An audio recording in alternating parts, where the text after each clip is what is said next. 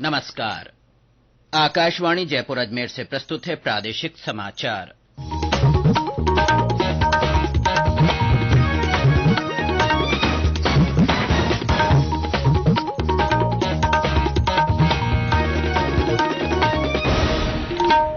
मुख्य समाचार। प्रधानमंत्री नरेंद्र मोदी ने कहा, सरकार का बुनियादी ढांचा विकास के लिए आगामी वर्षों में 110 लाख करोड़ रुपए के निवेश का लक्ष्य। लोकसभा अध्यक्ष ओम बिरला और एमएसएमई मंत्री नारायण राणे ने कोटा में औद्योगिक प्रदर्शनी और मेले का उद्घाटन किया। राष्ट्रपति द्रौपदी मुर्मू ने स्वच्छ सुजल शक्ति सम्मान प्रदान किए। पुरस्कार पाने वालों में जयपुर जिले की गायत्री देवी यादव भी शामिल।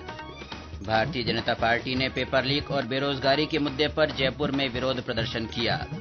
और प्रदेश के कई जिलों में बारिश और ओलावृष्टि, बारां और बूंदी में बिजली गिरने से 2 लोगों की मौत।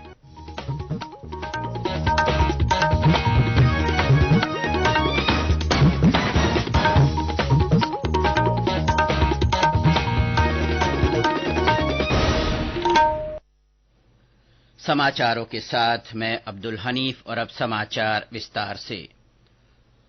प्रधानमंत्री नरेंद्र मोदी ने कहा है कि इस वर्ष के बजट से बुनियादी ढांचा क्षेत्र की विकास दर तेज होगी और इस क्षेत्र का विकास किसी भी देश की प्रगति का एक महत्वपूर्ण आधार स्तंभ होता है। प्रधानमंत्री ने आज अवसंरचना और निवेश पीएम गतिशक्ति राष्ट्रीय मास्टर प्लान के साथ लॉजिस्टिक दक्षता में सुधार विषय पर वेबिनार को संबोधित किया। उन्होंने कहा कि सरकार ने बुनियादी ढांचा विकास के लिए आगामी वर्षों में 110 लाख करोड़ रुपए के निवेश का लक्ष्य रखा है।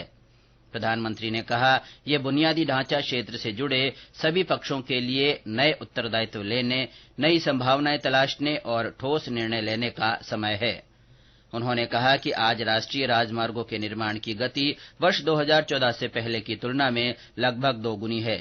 श्री मोदी ने कहा कि आजादी के बाद बुनियादी ढांचे को आधुनिक बनाए जाने पर जोर न दिया जाना दुर्भाग्यपूर्ण था। लोकसभा अध्यक्ष ओम बिरला ने कहा है कि सूक्ष्म, लघु और मध्यम उद्योग एमएसएमई क्षेत्र आर्थिक विकास का इंजन है, जो सबसे ज्यादा रोजगार देता है। श्री बिरला और लघु, सूक्ष्म और मध्यम उद्यम मंत्री नारायण राणे ने आज कोटा में औद्योगिक प्रदर्शनी और मेले का उद्घाटन किया। लोकसभा अध्यक्ष ने कहा, हस्तकला, शिल्पकला और स्टार्टअप के माध्यम से नौकरी मांगने वाले नहीं, नौकरी देने वाले युवा तैयार होंगे। श्री बिरला ने कहा कि समाज में परिवर्तन लाने के लिए लोगों को आर्थिक रूप से मजबूत करने की आवश्यकता है। उन्होंने उद्यमियों से कोटा को फिर से उद्योग नगरी बनाने के लिए अधिक से अधिक उद्योग लगाने का आह्वान किया। ये एमएसएमई का जो मेला है, ये मील का पत्थर साबित होगा। हमारे नौजवान साथियों, हमारे जीवन के अंदर पढ़ने के साथ ही एंटरप्रेन्योरशिप होना चाहिए। हमारे हर काम में उद्यम भी होना चाहिए।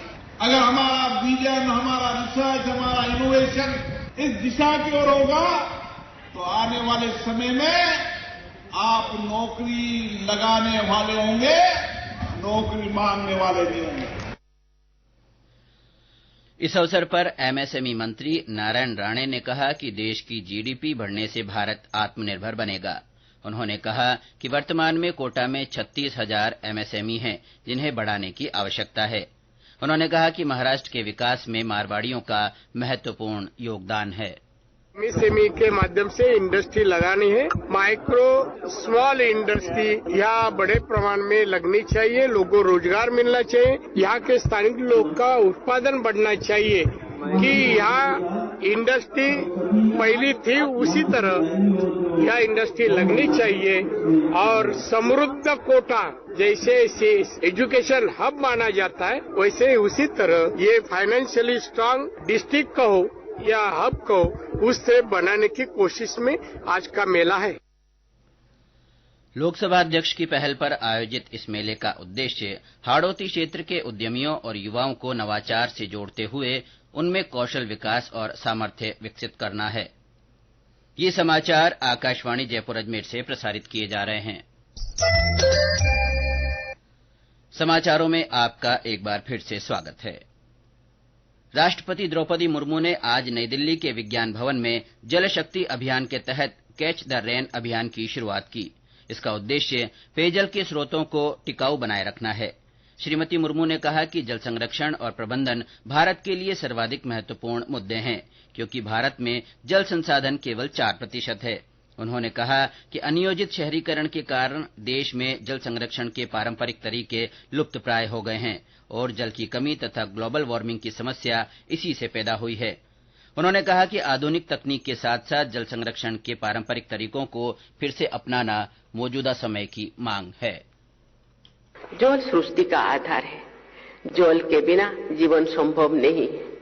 हमारी प्राचीन परंपरा में भी पानी के महत्व का वर्णन प्राप्त होता है।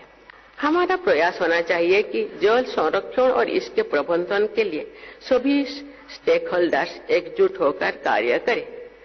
हमें ये प्रयास न सिर्फ अपने लिए बल्कि हमारी आने वाली पीढ़ियों के लिए स्वस्थ और सुरक्षित जीवन के लिए करना जरूरी है।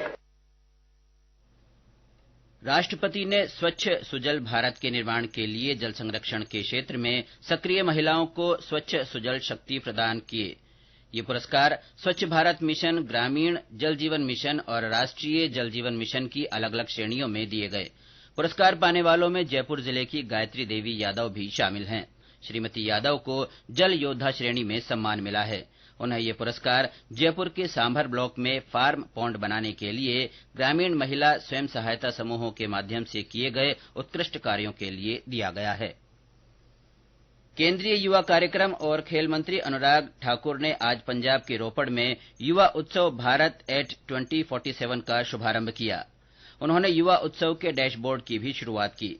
इस अवसर पर श्री ठाकुर ने कहा कि पहले चरण में इस वर्ष 31 मार्च तक देश के 150 जिलों के स्कूल और कॉलेज में युवा उत्सव का आयोजन किया जा रहा है।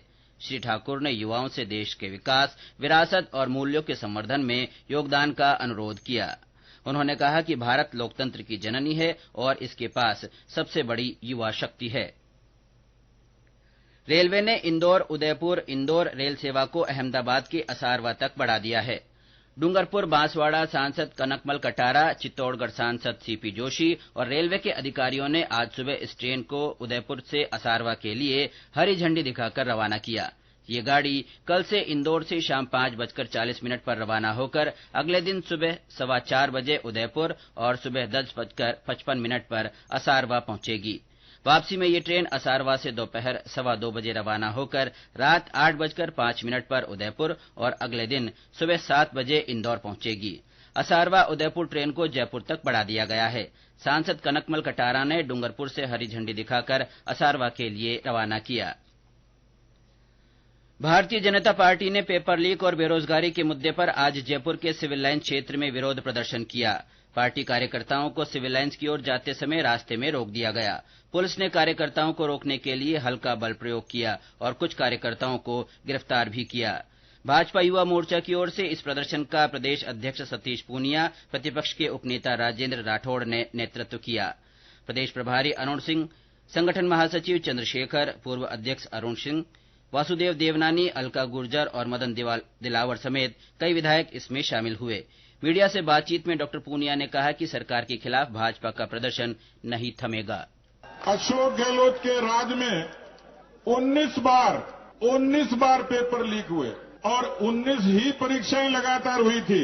यदि उन परीक्षाओं की परीक्षाएं हो जाती, साक्षात्कार होता, अपॉइंटमेंट मिल जाता तो 95,000 लोगों को नौकरियां मिल जाती, जो पिछले 4.5 साल से नहीं मिली। और ये बात सही है, पिछले 4.5 साल का आंकड़ा है कि ये राजस्थान की अशोक गहलोत सरकार 10,000 नौजवानों की हत्या की जिम्मेदार है, उसकी अपराधी है। पूर्व मुख्यमंत्री वसुंधरा राजे के जन्मदिन के अवसर पर आज चूरू के सालासर में हजारों भाजपा कार्यकर्ताओं ने सामूहिक हनुमान चालीसा का पाठ किया। कार्यक्रम में पार्टी के कई सांसद, विधायक, पूर्व विधायक और पदाधिकारी शामिल हुए। पूर्व मुख्यमंत्री ने जिले के जुलियासर गांव में जनसभा को संबोधित करते हुए प्रदेश की कांग्रेस सरकार पर जमकर प्रहार किए।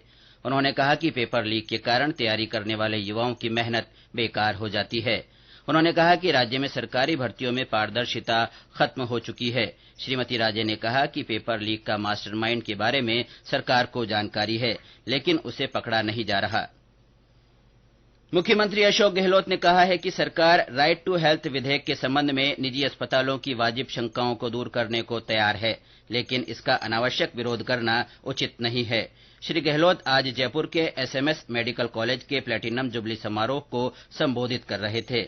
उन्होंने कहा कि शिक्षा और चिकित्सा दोनों व्यापार नहीं हो सकते। निजी अस्पतालों का सहयोग करने का कर्तव्य बनता है। प्रदेश के कई जिलों में हवा के साथ बारिश और ओलावृष्टि हुई है। नागौर और आसपास के क्षेत्रों में अंधड़ के साथ ओले गिरे। बदवासी गांव में भागवत कथा का टेंट ओलावृष्टि और अंधड़ से उड़ गया और लोगों ने गौशाला में शरण ली। बाड़मेर जिले में बारिश और ओलावृष्टि हुई। बारां के लिसाड़िया गांव में सरसों की फसल काट रहे एक मजदूर की बिजली गिरने से मौत हो गई और 2 महिलाएं और एक बच्चा झुलस गए। बूंदी में डाबी क्षेत्र के कछालिया में बिजली गिरने से एक युवक की मौत हो गई। राजधानी जयपुर में कल रात और आज सुबह हल्की बारिश हुई। बीकानेर, करौली, बूंदी, चित्तौड़गढ़, भीलवाड़ा और टोंक में बूंदाबांदी के बाद तेज हवाएं चली। और अब अंत में मुख्य समाचार एक बार फिर। प्रधानमंत्री नरेंद्र मोदी ने कहा है कि सरकार ने बुनियादी ढांचा विकास के लिए आगामी वर्षों में 110 लाख करोड़ रुपए के निवेश का लक्ष्य रखा है। लोकसभा अध्यक्ष ओम बिरला और एमएसएमई मंत्री नारायण राणे ने कोटा में औद्योगिक प्रदर्शनी और मेले का उद्घाटन किया। राष्ट्रपति द्रौपदी मुर्मू ने स्वच्छ सुजल शक्ति सम्मान प्रदान किए। पुरस्कार पाने वालों में जयपुर जिले की गायत्री देवी यादव भी शामिल। भारतीय जनता पार्टी ने पेपर लीक और बेरोजगारी के मुद्दे पर जयपुर में विरोध प्रदर्शन किया। और प्रदेश में कई जिलों में बारिश और ओलावृष्टि हुई। बारां और बूंदी में बिजली गिरने से 2 लोगों की मौत हो गई है। इसी के साथ प्रादेशिक समाचार बुलेटिन समाप्त हुआ। नमस्कार।